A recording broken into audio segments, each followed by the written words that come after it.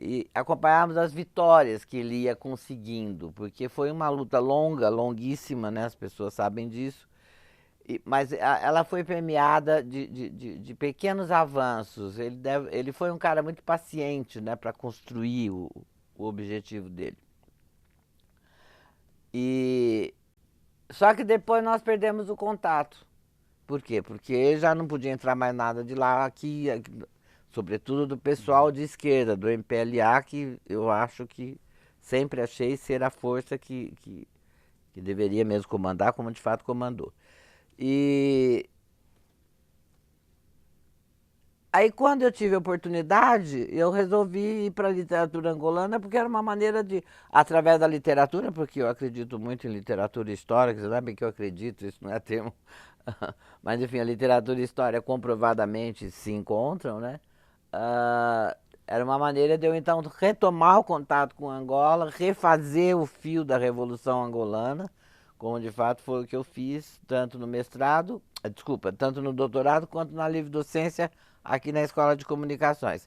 Sendo que na livre docência eu já trabalhei a questão da literatura e a questão da imprensa, quer dizer, a relação da Aham. literatura com a imprensa e as relações ficção e história que eu vinha perseguindo desde o doutorado já. E é interessante que, ao falar trazer a literatura angolana, trazer Angola para dentro da ECA, dos estudos da comunicação também, você abre uma porta, né, para que comecem alunos Sim. angolanos, intercambistas, né, que Sim, vêm sim, fazer intercâmbio, vieram. Nós inclusive fomos se para lá, orientando o mesmo, né? Domingos, por exemplo, Domingos Saveia Francisco.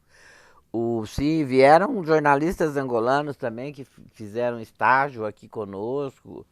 Enfim, houve um intercâmbio muito, muito interessante. Muito, eu estive lá 2 vezes ou 3 e foi realmente muito interessante. E uma outra construção sua também bastante inovadora foi a revista Comunicação e Educação, Ah, essa é e uma essa paixão. sim promoveu um link, né, uma junção, uma interdisciplinaridade entre comunicadores e educadores ali no papel da revista, né, pelo menos, né? Sim, é verdade. Eu queria falar, eu já falei, vou repetir, a Roseli Fígaro foi muito importante nessa revista. Foi importante também a Sandra, que não fosse ela, não tinha o gestão e não tinha revista. Eu acho que a Sandra é a funcionária, a Roseli é a professora, naquele tempo era me orientando. A revista Comunicação e Educação, ela começa com. Eu consegui o patrocínio da Editora Moderna, que fez até o número 16, depois nós fomos trocando de editora, porque é uma revista que não dá dinheiro nenhum para editoras, dá prestígio, mas não dá dinheiro, e você sabe como é, quando a editora entra em crise, corta aquilo que não dá dinheiro. Éramos sempre nós, né? Éramos o carro da frente. Mas eu acho que ela cumpriu, ela abriu um espaço que não tinha, ninguém falava em comunicação e educação, isso é outra coisa. Era uma coisa que não era falada, que as pessoas não. O que será, né? Por que tal? Mas aí a gente foi juntando, foi chamando gente para escrever, outros mandavam, já começaram a mandar artigo. No começo nós não tínhamos gaveta. A gente tinha que ir pro telefone e falar com os amigos. Olha, tal, tamo... E foi assim que a gente foi fazendo. Mas depois, hoje, recentemente, eu não sou mais a editora-chefe da revista, nada disso, mas estou no conselho editorial e sei que eles têm gaveta, entendeu? Tem bastante artigo esperando para ser publicado.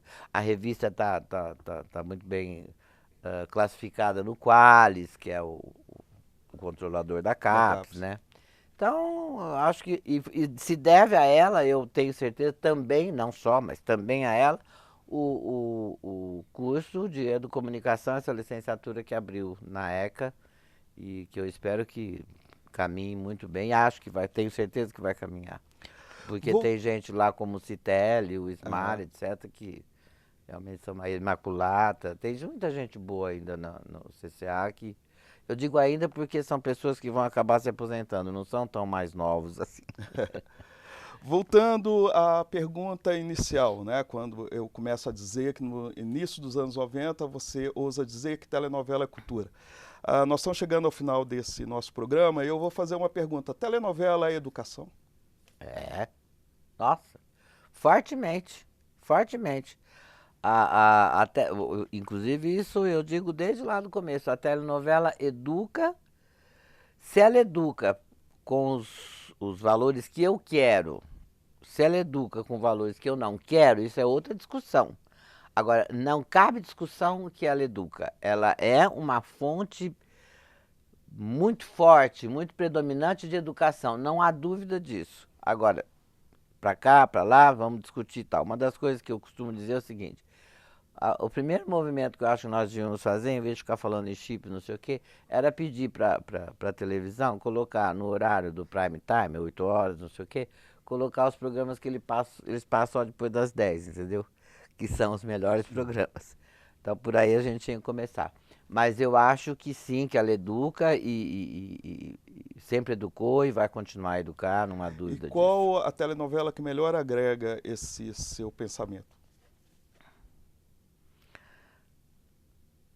Qual a telenovela que melhor agrega? Aquela que você considera a melhor e que traz esses elementos de maneira mais clara. Olha, eu não sei te responder, mas me veio à cabeça agora aquela do Sem Terra, me veio à cabeça aquela dos imigrantes, inclusive aquela dos imigrantes italianos, não sei como chamava a novela, eu não lembro o Terra nome. Nostra. Terra Nostra. Inclusive no começo, na primeira semana, uma semana maravilhosa, né? Tem a cena do japonês, do Shindo Remei, e não se fala nada o que é, né? Quer dizer, uma coisa que você teria que ter alguém que conhecesse a história, que discutisse isso em sala de aula, etc, etc. Mas não tem. E telenovela é cultura, eu disse lá atrás, repito e repetirei sempre, porque ela é uma força presente na trama cultural. Nós não vamos escapar disso. E além de cultura, conforme você disse, também é educativo. Sim, claro. Bom, Batiega, nós chegamos ao final do programa. Tenho certeza que eu entrevistei uma pessoa bastante à frente do seu tempo, né? E que contribuiu muito com a história da comunicação dentro aqui dessa universidade e fora dela também, né? Muito obrigada, eu estou à disposição, gosto muito de falar, de conversar.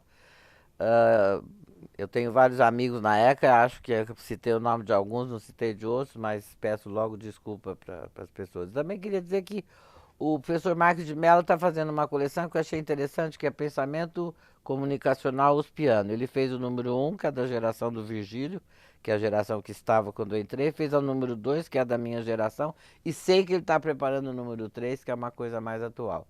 Eu convido as pessoas a conhecerem essa obra, porque inclusive é de graça. Muito obrigado, Batiega. Tá, eu que agradeço. Nós chegamos ao final de mais um Trajetória, que teve como entrevistada hoje Maria Aparecida Batiega, professora aposentada da Universidade de São Paulo e atua também no programa de pós-graduação da Escola Superior de Propaganda e Marketing. Querendo saber a nossa programação, acesse o nosso site. Entre em contato conosco também pelo nosso e-mail que aparece aí em sua tela. Até o próximo programa.